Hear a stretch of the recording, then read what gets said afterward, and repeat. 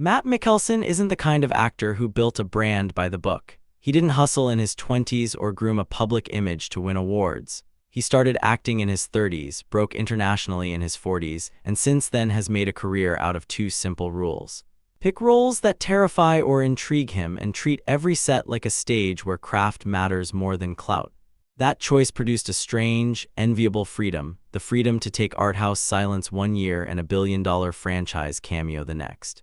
This is the story of a performer who could have chased box office momentum and celebrity, but instead chose curiosity. The payoff? A body of work that's messy, daring, and quietly magnetic, and a reputation as an actor other actors point to and say, "That's how you do it." He was born in Copenhagen in 1965, but saying he started acting when he did misses the point. He'd been trained in performance for years, just in a different language. Early on, gymnastics taught him discipline and control. At 18, a choreographer suggested dance, and that nudge redirected his life. Gothenburg's ballet studios and the Martha Graham Summers in New York refined his body and his sense of theatrical rhythm. For nearly a decade, he performed in contemporary ballet companies where narrative came through movement rather than dialogue. That upbringing explains a lot of his screen work. He treats stillness like a line of dialogue and motion like punctuation. He met his future wife in the dance world, learned to inhabit a frame, and discovered how much emotion could be carried in breath alone. At 30, he enrolled in theater school and entered film with no grand plan, only an appetite for story. This late start became less a handicap and more a method. Maturity, life experience, and a performer's discipline gave his early roles an uncommon gravity. His first major screen credit arrived the same year he started theater, Pusher, a gritty Danish crime drama. The film was supposed to be a raw urban piece, not a career-launching spectacle. Yet even in a supporting role, he possessed a presence that felt aged, concentrated, and oddly complete. Observers often point to the way he moved, how small gestures read as entire decisions. That performance told directors two things instantly. He could hold a camera's attention, and he wasn't a conventional star. There's also a formative set story. On that early shoot, he watched an established actor treat crew members badly.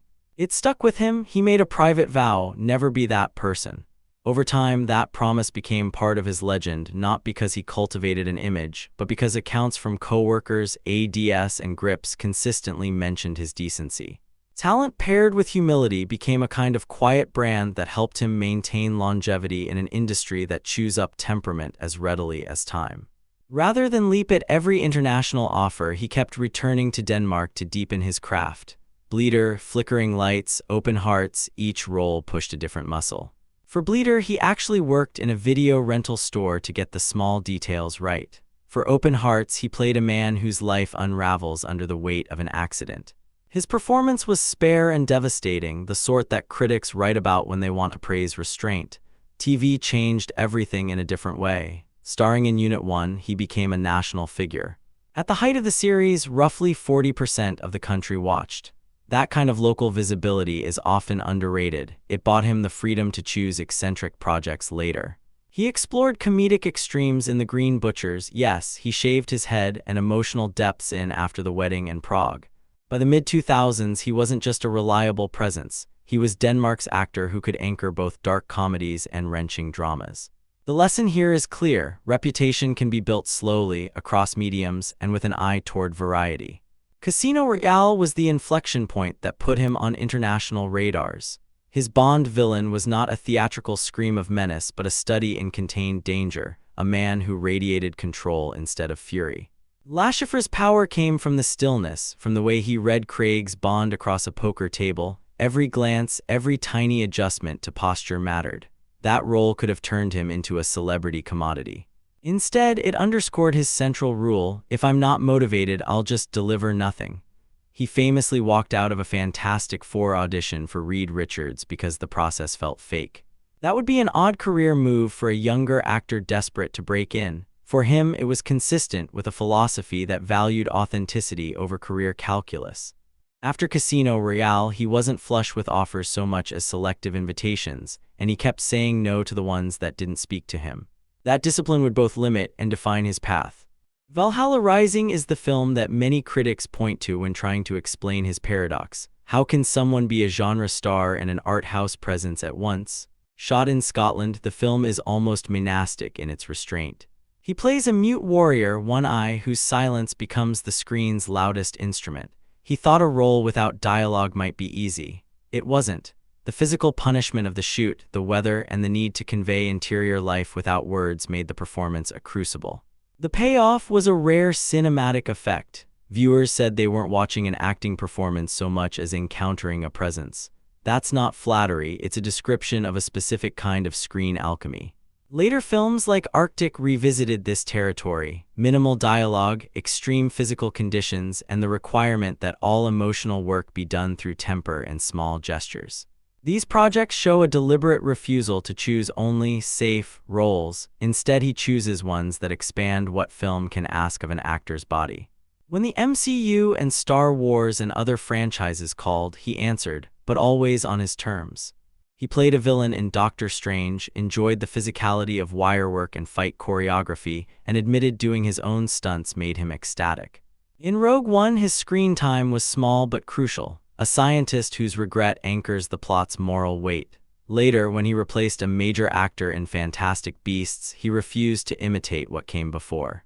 Reinvention, not mimicry, became the operating principle. What's interesting is how he treats blockbusters like modular elements of a career rather than ladders to climb. They provide cash, global visibility, and occasionally a new fan base, but they're not the center of gravity. He takes a franchise paycheck, brings craft to the part, and then returns to the smaller films that test him. In an industry built on momentum, that's a peculiarly resistant way to work. Hannibal reintroduced him to a global audience in a way few films could. Playing a beloved cinematic monster for TV invites comparison. He studied Hopkins' shadow and then deliberately pivoted away from imitation. The result was a Hannibal who seduced through elegance, culinary artistry, and an unnerving stillness.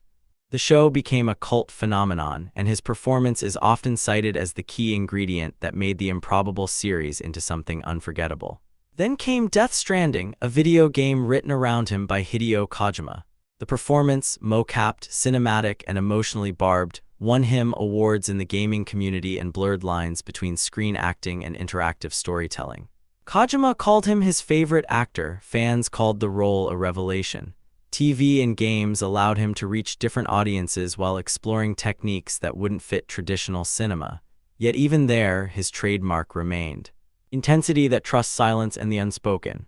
There's a pattern. His most universally praised work often returns him to Denmark. The Hunt is a masterpiece of compressive storytelling. A kindergarten teacher's life collapses under a false accusation. The performance is all restraint. Micro-expressions, the slow burn of disbelief, and finally, a kind of moral exhaustion. Critics called it a career-defining turn, and awards followed. Another round took a high-concept premise. 4 teachers test a constant, low blood alcohol level, and turned it into an emotional excavation of midlife desire and grief. His improvised dance scene there, rooted in his dance background, became a viral, humanizing moment. In Promised Land, he returned again to period drama and stoic interiority, reminding audiences that the quietest characters often keep the deepest storms. These films underline a core truth: when given scripts that trust actors, he delivers performances that reward patience. In the last few years, he's oscillated between oddities and classics, voicing a major animated villain, joining questionable big studio projects, and headlining intimate Danish films. Upcoming films continue that rhythm. One weird, one grounded. He teams up repeatedly with directors he trusts while accepting occasional franchise roles that keep him visible and solvent. The result is a career that resists tidy categorization: actor, auteur collaborator, occasional blockbuster player, and cultural mainstay in Denmark. The pattern is deliberate. He uses the resources that global visibility gives him: money, audience, bargaining power, to do more consequential work at home. It's financial pragmatism married to artistic priorities, and it's worked. He's carved out a space where he can be eccentric without being punished by the industry. If you're an actor watching this, there are 3 big lessons. 1. Selectivity is a strategy. Saying no allows you to say yes to work that matters.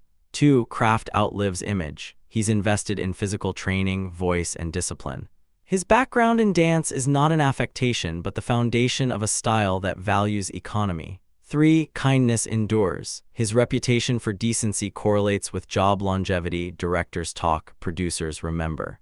More broadly, his path suggests an alternative to the career as escalator model. You don't need to escalate continually to be influential. You can move laterally, build depth, and let prestige come where it will.